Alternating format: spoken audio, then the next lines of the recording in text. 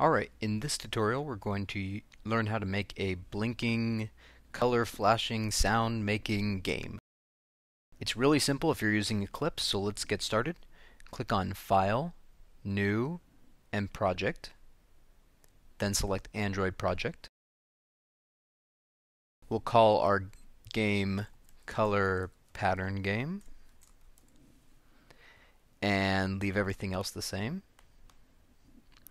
Then we'll select which APIs we're going to use. If you really need to use the newest APIs, then that's one you'll go with.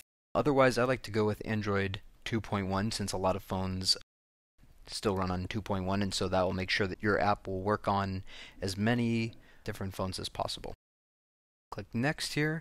We'll call our application name, which is the name of the app that you'll see. We'll call it Color Pattern Game. I'll put spaces in there. You might want to call it something smaller so that it shows up better on the phone, but for our purposes this is fine.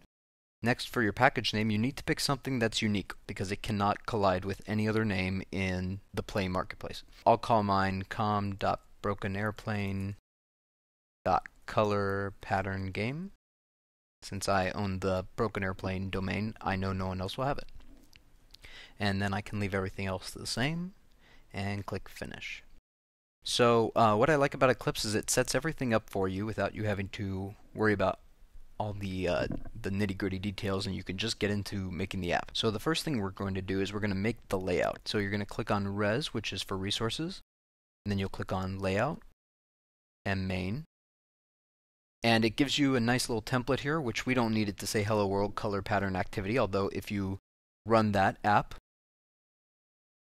click on the highest folder and then click Run As. It's a good idea to use the emulator as well, just so that you can build incrementally and see if everything's turning out the way you want it to. So going back to the main XML, we're going to work with the layout here. So the first thing I'm going to do is I'm going to delete this text view, so we don't need that anymore. As you can see here, it takes it away.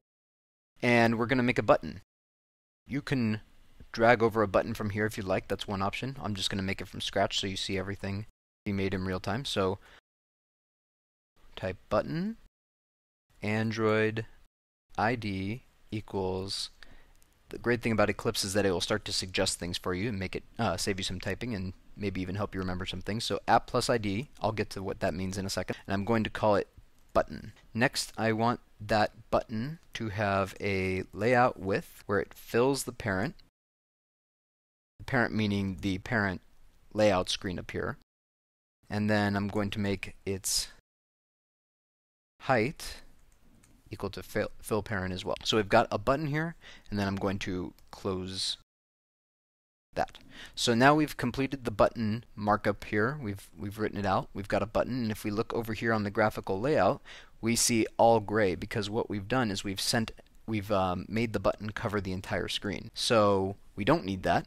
So we're going to add actually some more buttons. We're going to add 2 buttons. We're also going to add some things so that the button doesn't take up the whole screen. Just like you see a linear layout here, linear means just what you think it means, a line. This one is vertical, which means it's going to go through the whole screen. So that's our main linear layout. I'm going to add a linear layout below that. I do want it to fill the parent for the width. That means I want it to go from one end of the screen to the other. I want the layout height to wrap the content, which means whatever I'm putting in there, that's as far as I want it to go. And then I'm going to put Android gravity center horizontal, Android orientation horizontal. So what this is saying is that we have this main linear layout here that's going to cover all the layout of the app over this screen. Then we have a linear layout under that that's going to cover the horizontal, which is from here to here. And so our button will fall under that. And I want to put in a second button.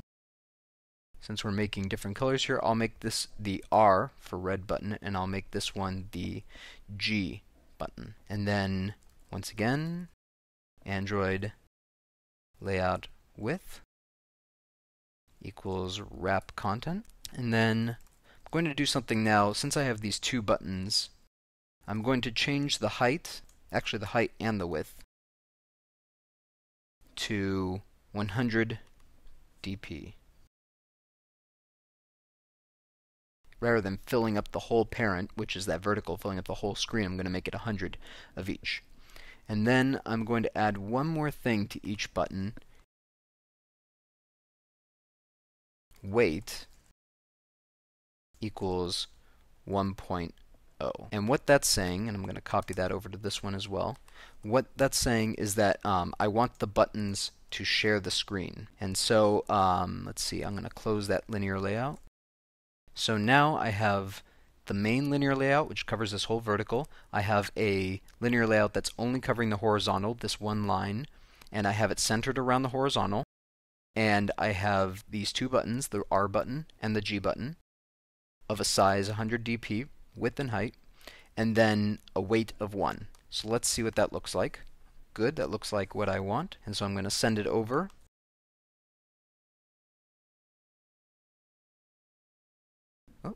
Looks like I've got an error. So I was missing forgot to close my linear layout bracket. So now I'll save that. Okay, good, all my errors are gone. Now I can upload this to the phone. And something to mention is that even though it does right now, even though what the phone emulator is showing us looks like this, when your apps get a little bit more complicated, you'll notice that this is just kind of a guide or helpful. It doesn't necessarily mean that that's what it's going to look like when it goes to the phone. And also the emulator does not always look exactly like what it will on the phone. So just something to keep in mind. So we have our two buttons, but I want 4. So I'm going to add another linear layout, and I can just copy and paste all this. So this is going to cover that one line. I'm going to have something below that line. So this is covering that row of buttons. This will be a new row of buttons. And instead of R button, I'll call this the B for blue button. And I'll call this, instead of G, the Y for yellow button. I'm going to upload that to the phone now.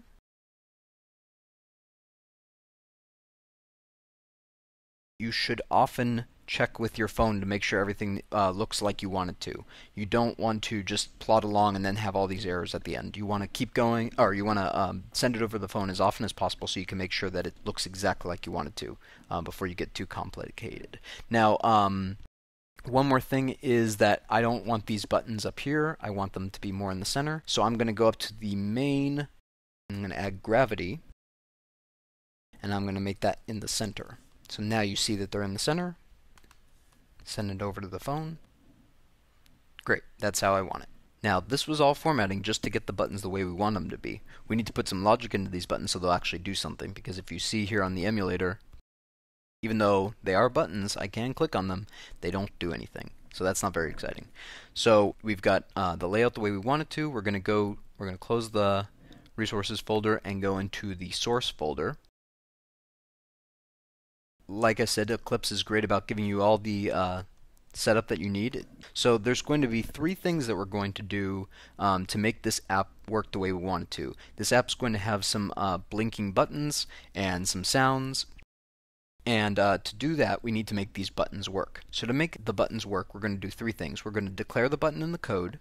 We're going to connect the coded button to the XML button we just mentioned, because the XML over here doesn't know anything about the Java code over here. So they're 2 separate things. They don't know anything about each other, so we have to tell them that they are connected. And then the third thing is we're going to find out if the user has pushed a button using what's called a listener. So if that sounds like a lot, don't worry. It's actually pretty simple. We'll go through it right now. So the first thing we're going to do is declare those buttons. And I'm going to type protected button red button. Now you'll notice that there's an error here right now. I'm going to leave that alone for just a moment. I'll actually save some time here and just copy and paste. You want to be careful when you're copying and pasting that you actually change the variables. I'm going to change that to the green button. Copying and pasting can be wonderful, but it can also lead to errors that you didn't expect. So just be very careful. Okay, so now I've declared my 4 variables. I've got a red button, a green button, a blue button, and a yellow button. That was just fun to say. And so now if I hover over button where I had the error, it's not that it's an actual error, it's just that there's this code. In Java there's a lot of code that's already reserved, and when I say Java, by the way, I mean Android, but there's a lot of code that's already made for you that you don't even have to do. You don't have to tell Android what a button is. It knows what a button is. And so we just need to bring that code in there. So I've typed everything in as if it knew what it was doing. Now I'm just going to import that code, and all I did to get to that message was just to hover over the red line, and then it says, oh, there's an error. Well, there's some quick fixes, and these quick fixes won't always fix it, but often they will, and it's really wonderful to have that. So Eclipse is awesome for developing Android apps. So I'm going to click Import Button, and those errors go away, and what that did now is, in addition to the other things it imported, all the code that it knows, it imported the button widget. Now remember back here in the XML, when we declared these buttons as app plus ID, basically saying new variable or new type of button, R button, G button. Well, now we're going to connect that in the code. Here's where we declared them, said, hey, we're going to use these. By the way, I should mention that this is, our entire app is going to live in this class. Don't worry if you don't know what that means, I'm just telling you that this is our big container right here. So now I'm going to go into the onCreate, and I'm going to say red button, which is the variable I declared up here, is a button, and you can find it by its ID in r.id. And it auto-completed for me, r button. Now this is, Android coding does require semicolons at the end of the statement, so make sure you do that. Now I'm going to copy and paste this once again, so that I have all my buttons there. And then I'm going to change this to green button and change that over here to G button. You will get an error if you make any typos here, so make sure that you don't. Yellow button, and there we go. We're not getting any errors, so everything's good so far. The third thing is that we mentioned earlier is we're going to need a listener. It's going to say, hey, I just pushed a button, we need to do something with that. So what I'm going to do is I'm going to say red button dot set on touch, and these all these suggestions are really great for when you're trying to figure out what to do, or if you're trying to remember what the name of that thing is, and you don't want to Google for it. This is really helpful because it not only tells you what they're called, but it also tells you what it does. Now there's two different options here. There's the set on click listener and the set on touch listener. We're actually going to use the touch listener, and the reason for that is because we want to not only do something when the button's pushed, but also when the button is released. And I'll show you that in a second. And then this. So then green button. And I'm just going to copy and paste everything from there on. Blue button. Set on touch listener. And you see some errors popping up. We'll handle those in a second. So we've got all those. I'm going to hover over the error.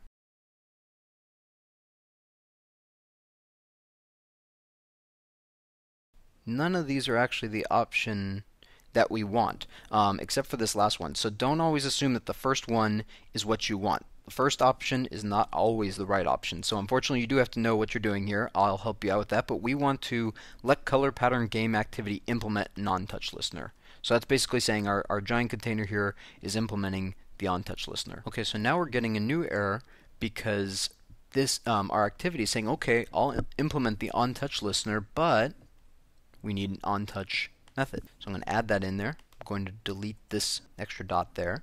So now this is our on-touch. So now it's our job to tell it what to do when there's an on-touch. So this override, see over here, this override is saying, okay, we're going to override what it would normally do if there's an on-touch, because right now you see it's not doing anything on the phone. So we're going to change that.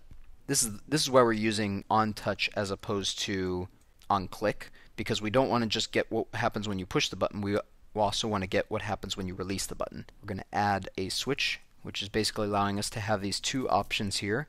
And the first option is going to be this motion event. If you're ever making a game, this is a really useful thing. You've got all these different options here for up, down, shift, just lots of different good things for high-speed actions. But we're going to use down. So if action is down, if V equals red button, and what's V?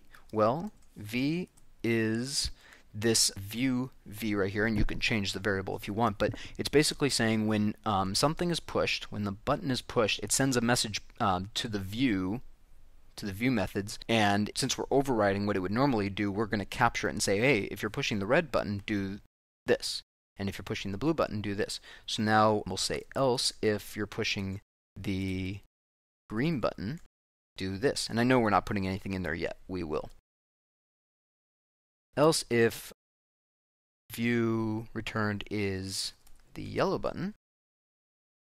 And so else if v is the blue button, then do that. Okay, so we've got that. We're now going to have a break statement, just to break out of that. Add another case, another motion event case. Remember, we're not just worried about what happens when we push the button down, but also what happens when we push the button, or when we release the button. So action up. And so now we have the same thing. We can just copy and paste. So if the action's down, do this. If we do the action up, or if we release the button, do this. Realize I made an error here and made all my equal signs just assignment. We want equality. We want to see if it actually is equal to. So that's why I was getting all those errors. Now it's happy. So now we've done all three things that we wanted to do. We've declared the buttons up here in the code. We've connected them to their XML counterparts. We gave it a listener, an on-touch listener, and we've implemented the method down here. The problem is we won't have anything in the on-touch, so it's not doing anything. But everything's going smoothly. Everything's exactly the way we want it to. Now, we won't want these old gray buttons here. We want some color in there, so I'm going to add some RGB values, some color to these buttons. I got those RGB values just from a website, so I'm going to go back up here to my onCreate because I want the app to, when it creates the app, to make those buttons not gray but a certain color. So I'm going to say red button, set background color to color.rgb, and RGB just means red, green, blue. The different integer values that you put in here will determine what color it is. So that's why I was saying you'll want to find what values you want, because you can really make any color you want. And so now when the app starts, I've set that background color to this RGB value. Copy and paste that a couple more times. Change this to green button, blue button, and yellow button. And now I want to change these RGB values so that this is 0 for green, this is 139 RGB, so red should be 0, green should be 0, but blue should have a value. And then yellow is just a mixture of these two colors of red and green. So now when I upload this, we've done a lot of coding and we're going to see it pay off in just a moment. Upload that to the phone. We see that our buttons now have these nice pretty colors. They don't do anything. They don't even highlight now because we set the background color, so we've overrid all that. But now we have these nice pretty colors. We're going to go to the action down. When the button is pushed, I'm going to copy this whole line of code here and put it in here. When the red button is pushed, I want it to be an even brighter red. I want it to look even brighter so that it looks like it's pushed. And so then I'm going to change the green one. And by the way, I should mention that if you got errors up here about the color, you might just need to import something. It looks like it automatically did it up here for me. I'm not sure why. You might need this. If you got that error, just import the color. Let's see here. We're back at blue, so everything's good there. And we're going to change the blue now to 255. And our yellow button. Okay, so now remember we've overridden what usually happens with the button pushed. When they push down this button, now we want it to go from these slightly darker colors to brighter versions of those colors.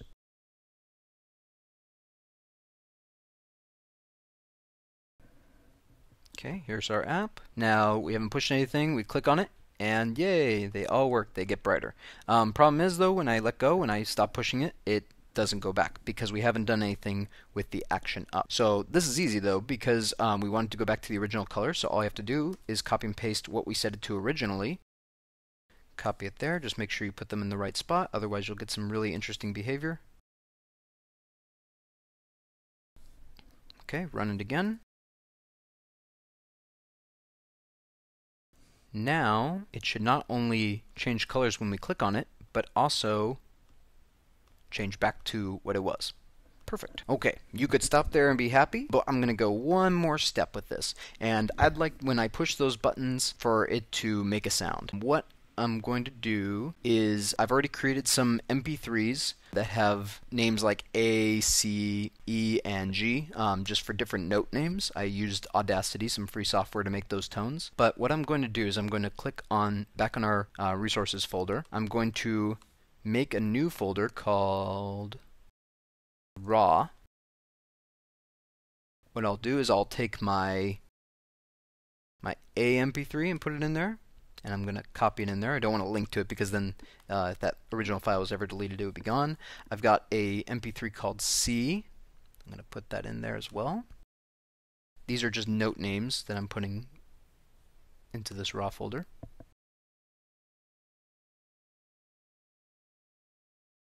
And finally G. And you can of course have any MP3 that you want in there. You can call it anything you want. Just make sure that it's a lowercase. Okay. So one more quick step, and we will have some sound in this. So I want, when I push the button down, I want there to be a sound that comes from it, a very specific sound. So what I'm going to do is I'm going to put in media player.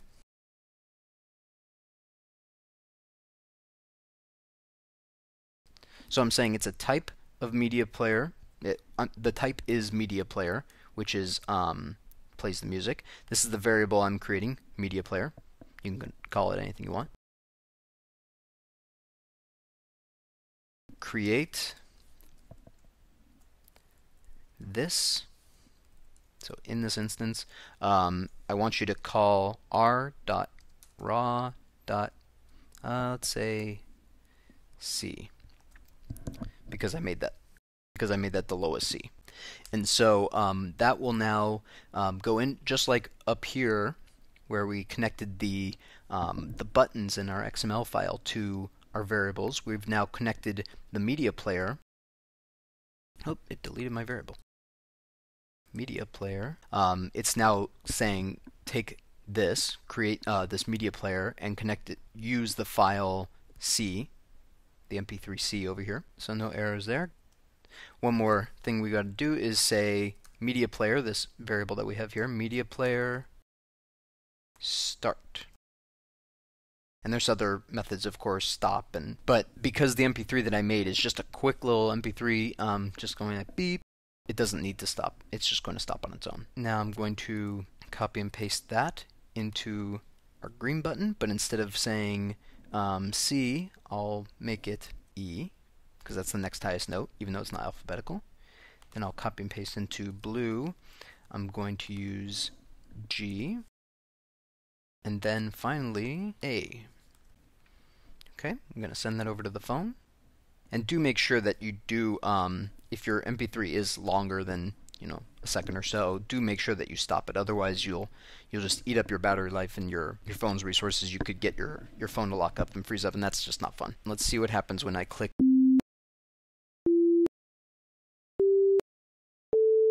Okay, and that's what we want. It would be great if we add some logic to give us challenges, to each round or each level play a different pattern, and we have to repeat that, and it tells us if we're right or wrong.